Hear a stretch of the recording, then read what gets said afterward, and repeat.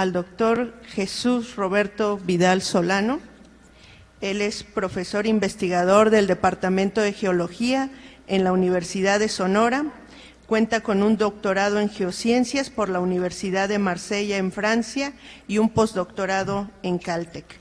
Actualmente se dedica a la investigación sobre la petrología magmática en el noroeste de México y a la aplicación de los conocimientos en la exploración de yacimientos no metálicos. Adelante, profesor.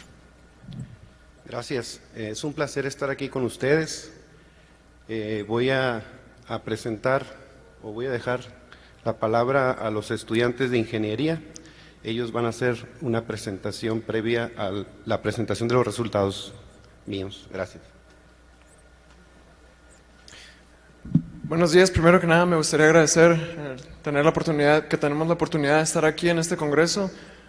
Como ya lo mencionaron, nosotros somos alumnos de la carrera de Ingeniería de Minas y no sé si ya pueden poner la presentación, por favor. Aparte de nosotros, hemos tenido una gran colaboración de otras personas en este proyecto,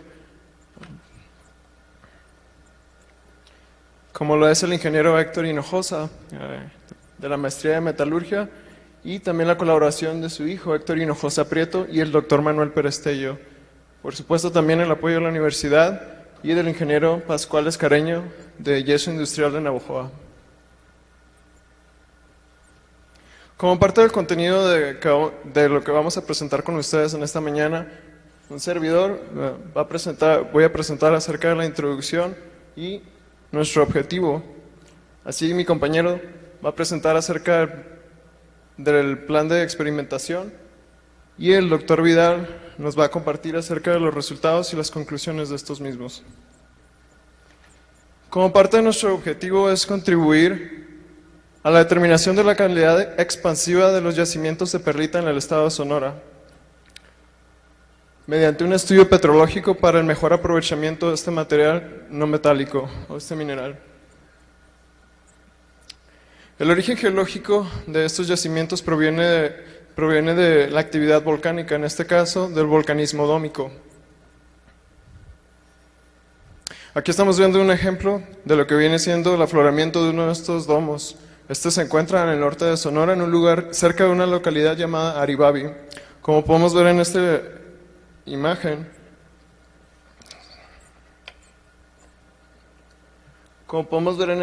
aquí se puede ver el afloramiento de lo que viene siendo este material perlítico. Y aquí tenemos un modelo de lo que vendría siendo el domo y sus diferentes capas. Debido a que estos no se enfrían a la misma velocidad, estas diferentes capas forman lo que viene siendo la estructura del domo, siendo la parte exterior la que tuvo un enfriamiento violento, donde podemos encontrar este tipo de material perlítico junto con la obsidiana, que se puede apreciar aquí.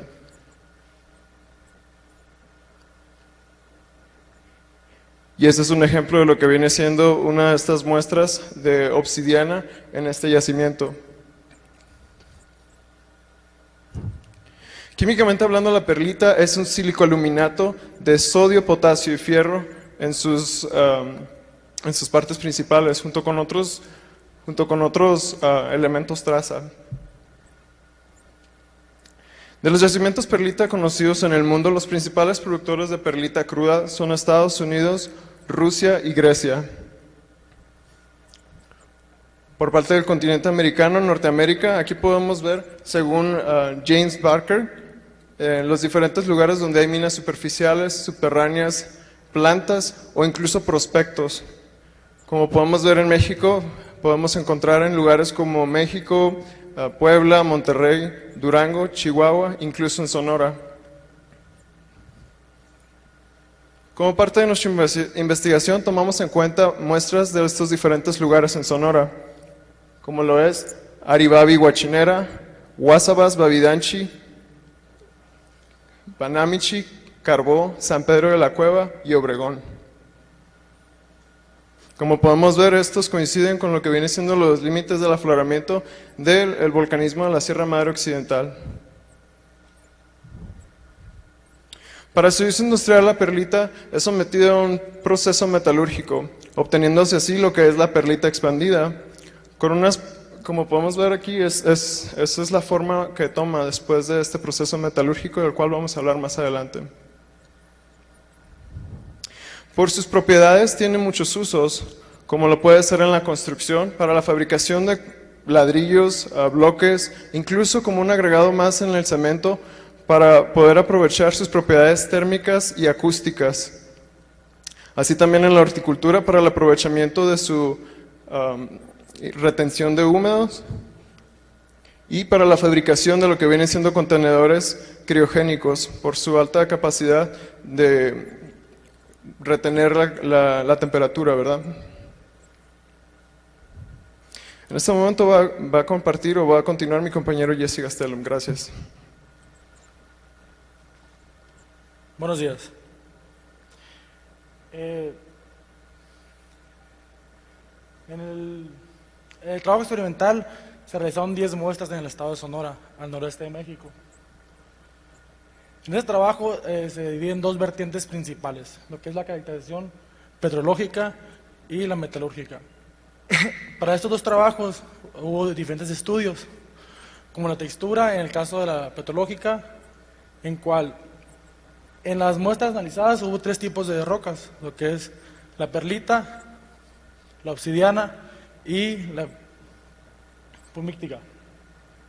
Perdón.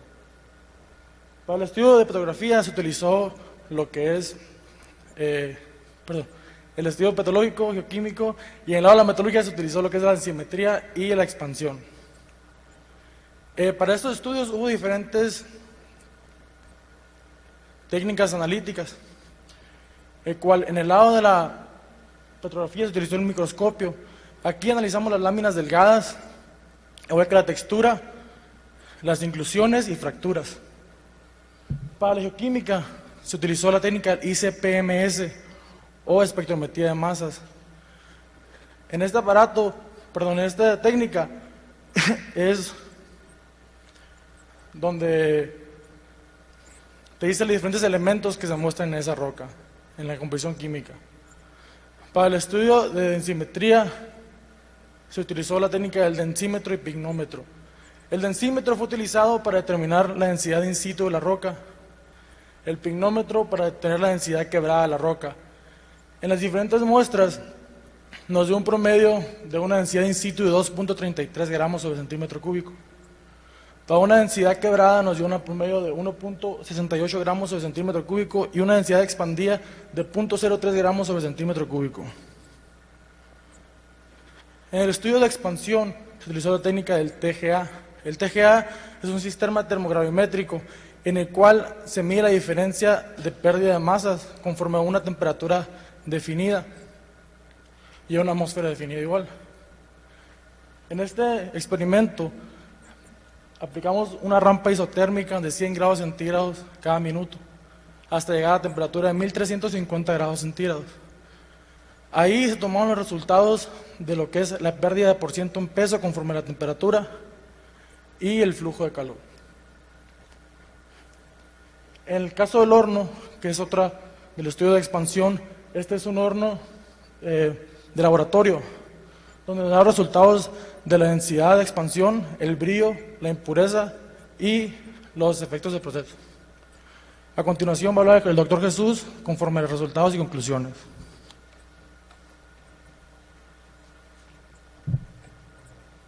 Gracias.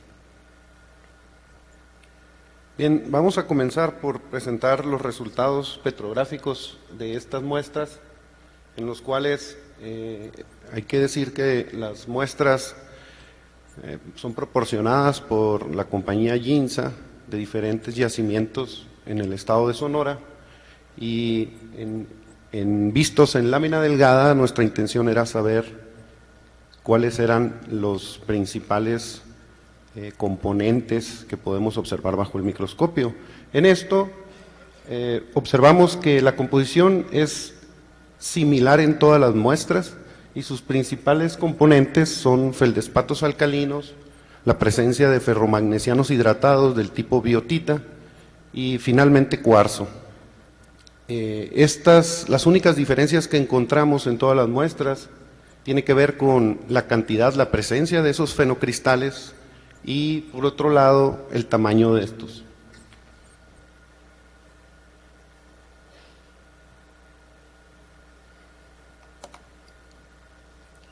Bien. Otra de las cosas importantes que descubrimos en el estudio bajo el microscopio es que la matriz vítrea no presenta un muy buen desarrollo de una textura perlítica como se ve en el aspecto de muestra de mano. Hay un bajo desarrollo de esta textura perlítica. Esta perlitización crea un craquelado del vidrio, ¿verdad?, que inclusive llega a los fenocristales. Obteniendo estas relaciones de corte es que sabemos que este fracturamiento, esta perlitización, vino después de la formación del vidrio en los materiales. Otra de las cosas importantes es observar la presencia de bandas de flujo que ocurren en las muestras, y estas bandas de flujo están conformadas, haciendo un zoom, por gérmenes de cristales y la presencia de inclusiones fluidas bifásicas. Es otra cuestión importante que pudimos observar en el microscopio. Esto le da un aspecto sucio, por decirlo así, al vidrio, diferente a lo que observaríamos en una obsidiana. Y nuestra intención era ver qué papel pueden jugar este tipo de cosas dentro del comportamiento a altas temperaturas. Los resultados geoquímicos de las muestras analizadas nos proporcionaron el observar que la composición química de los elementos mayores es muy poco variable en todas las muestras, es muy consistente. Otra cosa importante es que las pérdidas por calcinación andan en un rango entre 3.5 y 5.9. Los yacimientos o las perlitas reportadas en los depósitos en el mundo, los más grandes en el mundo, andan alrededor de 3 a 4.5. Por lo tanto, nuestros valores son bastante consistentes. Otra cosa importante es la presencia de agua molecular, que está muy por debajo del 1%. Esta no se hizo en todas las muestras, pero en las muestras en donde se llevó a cabo, observamos que esa agua nos indica que hay los magmas que generaron a la perlita son muy poco o no son del tipo hidratado. Esta misma pérdida por ignición o por calcinación en una muestra de obsidiana del mismo yacimiento, que ocurre en el mismo yacimiento, nos sirvió como patrón para darnos cuenta que en realidad la obsidiana es el material anhidro, es decir, no presenta la misma cantidad de agua que tienen las otras muestras ya perlitizadas. Esto sugiere que el agua entonces encontrada en las muestras es principalmente de tipo no molecular. Entonces la hidratación está relacionada, en nuestra hipótesis, a las inclusiones fluidas que se ven en el microscopio, y otra a que se encuentra entre las fracturas perlíticas. En este caso, esa sería agua meteórica. Las características geoquímicas de los elementos mayores en las muestras nos permiten determinar que estas corresponden en la clasificación a rocas riolíticas. Son riolitas, ¿verdad?, con porcentajes elevados de sílice, entre 75 y 78%. Para poder observar y hacer esta caracterización es indispensable hacerlo en base anhidra, es decir, eliminamos esta agua para poder compensar y tener la proporción adecuada de los otros elementos en los rasgos que van a presentar bajo los diagramas. Otra cuestión interesante es que presentan una clara afinidad que las asocia a magmas de tipos calcoalcalinos, típicos de Arco, y en este caso con una particularidad de que tienen una riqueza en potasio. Otra cuestión importante es que los valores son relativamente bajos en alúmina, andan entre 12.5 y 13.5. Estos, si los comparamos con los álcalis, podemos obtener una proporción molecular en la alúmina, y esto los clasificaría como magmas de tipo principalmente hiperaluminosos y algunos que tienden hacia el lado metaluminoso. Si comparamos nuestras muestras, ¿verdad?, con la composición química típica de la perlita en los principales yacimientos del mundo, entonces observamos que es completamente análoga, como vemos en las líneas punteadas que se encuentran en los diagramas. Las características geoquímicas de los elementos traza nos muestran que todos los espectros de las muestras, esto es, se hace una normalización de la roca contra un meteorito que es de tipo condrítico, ¿verdad? Y en eso observamos que los patrones son perfectamente similares entre sí. Otra cuestión importante es que presentan los elementos incompatibles móviles, presentan un alto enriquecimiento, como es bario, rubidio, torio y potasio, y los elementos incompatibles inmóviles, ¿verdad?, presentan un decremento consistente. Y una particularidad son las anomalías negativas. Anomalías negativas neobiotántalo que nos hablan de magmas orogénicos relacionados a un contexto de placas en subducción, y por otras anomalías en estroncio, fósforo y titanio que están relacionadas al alto grado de diferenciación de los magmas, es decir, el efecto de la cristalización fraccionada de feldespatos y ferromagnesianos en las rocas. Aquí mismo, de referencia, ponemos la muestra de obsidiana que se encuentra en los yacimientos, y ustedes pueden darse cuenta que en realidad corresponde al mismo patrón. Por lo tanto, esta similitud en todas las rocas nos indica que existe un vínculo genético entre los magmas que generaron a las perlitas en Sonora. Esto los asocia geológicamente a un mismo evento geológico. Esto es particularmente el de la Sierra Madre Occidental.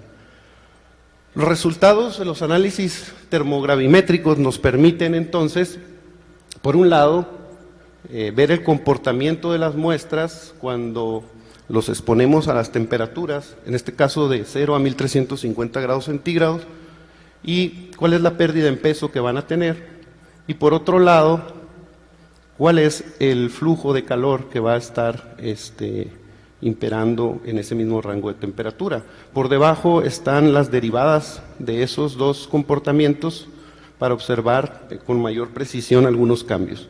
Comenzando, entonces distinguimos, nosotros en este comportamiento distinguimos 5 etapas. La primera etapa es en los primeros 200 grados centígrados, encontramos que hay una pérdida de la humedad. Posteriormente, entre 200 y 400 grados centígrados, se comienza la liberación de energía en el sistema, ¿verdad? Más adelante, entre los 400 y los 800, este es el rango clave, observamos que se presenta la mayor pérdida en peso, ¿verdad?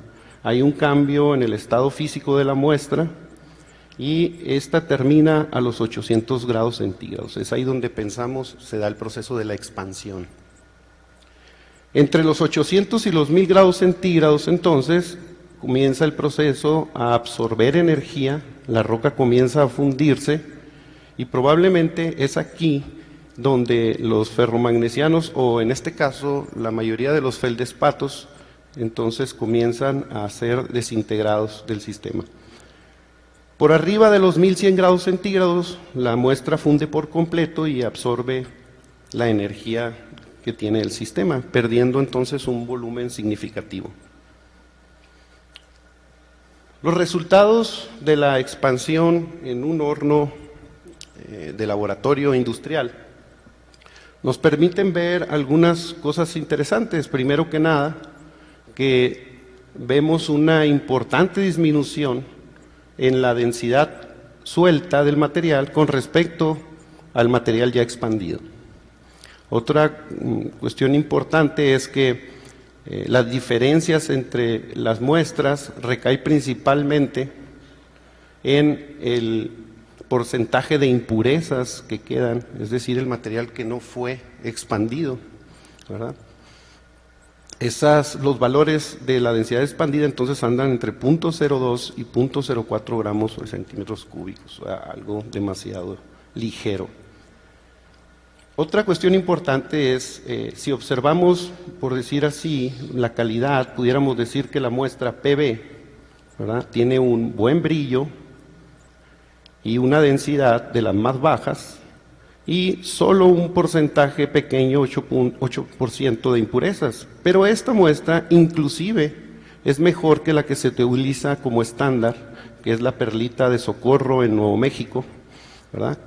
Esta, en los resultados del análisis del TGA, es una de las que libera más energía. Por otro lado, una muestra que presentó la más baja cantidad de impurezas, ¿verdad?, que es la muestra PG, pero tiene la densidad más alta de expansión. Bajo el TGA se observa que tiene la más alta pérdida en peso a los 700 grados centígrados. Bien, entonces esto nos indicaría que no necesariamente las muestras, en el caso de las perlitas, cuando tienen una pérdida de peso importante, significa que esto se convierte en la mejor expansión. Y eso es una de las cosas que nos interesaba observar. Para terminar, voy a hacer, a manera de síntesis, las principales conclusiones que obtuvimos con este estudio. Entonces, debiera decirles que los magmas que produjeron a las perlitas estudiadas en el estado de Sonora, pues no eran de tipo hidratado. Esto es algo importante porque originalmente se consideraba que los magmas ya traían los iones OH y que son esos magmas los que hacían cuando la muestra, la lava se enfriaba, entonces las facies vítreas ya traían ese porcentaje de agua. No es así. Realmente el agua encontrada en las muestras es principalmente no molecular y su hidratación puede estar relacionada a las inclusiones fluidas que detectamos en el microscopio. Otra cosa sería el pequeño porcentaje de agua que puede estar como humectación entre las fracturas de la perlitización. Las muestras presentan una importante pérdida de la densidad, que indica que los materiales disminuyen de 36 hasta 62 veces su densidad inicial. Esta es una de las cosas importantes. La composición química de los elementos mayores, ¿verdad?, nos permite decir que estos depósitos son análogos, perfectamente análogos con los principales depósitos en el mundo. La similitud entre las proporciones de las concentraciones que observamos en los elementos traza nos indica que hay un vínculo genético, en este caso los magmas que generaron estas perlitas son asociados geológicamente a un mismo evento que se encuentra en la Sierra Madre Occidental. Por otro lado, no hablamos mucho de esta cuestión geológica, pero debo decirles que este es un manto bastante consistente dentro de la secuencia de las rocas volcánicas de la Sierra Madre Occidental. Nosotros consideramos que hubo algunos factores en un tiempo geológico que permitieron que las lavas o los domos, en este caso, fueran enfriados, sobreenfriados para hacer ese proceso de perlitización. Por lo tanto, es un buen índice, una buena consideración para la exploración de este material en otros lugares. La calidad de las perlitas, entonces, debe de estar relacionada, según nuestros resultados, a las siguientes cosas. Uno, la cantidad de volátiles atrapados en el vidrio, que es lo que observamos en las inclusiones. Posteriormente, la cantidad de cristales, fenocristales o minerales secundarios que tenga el material. Y finalmente, al buen desarrollo de la textura perlítica del mismo. Hay que decir que si el material no tiene ya ese fracturamiento o ese buen desarrollo de las esferas, cuando se genere el proceso de expansión, los volátiles pues no van a tener la manera de fragmentar y de hacer la generación de burbujas para poder expandir el material. Finalmente se establece que el fenómeno de expansión en las muestras puede obedecer a un contenido de elementos volátiles, no magmáticos como decíamos, que están atrapados en el vidrio por medio de las inclusiones, los cuales son liberados de manera súbita, actuando como un catalizador en el desequilibrio cuando aumentamos la temperatura por encima de los 300 grados, y eso termina a los 800 grados centígrados, es decir, ese rango clave entre los 400 y los 800 debe de ser considerado para el horno en la industria. Pues sería todo, solo quisiera agradecer a la empresa Yeso Industrial de Navojoa por dejarnos compartir estos datos con ustedes y por ayudarnos con el financiamiento de este estudio. Muchas gracias.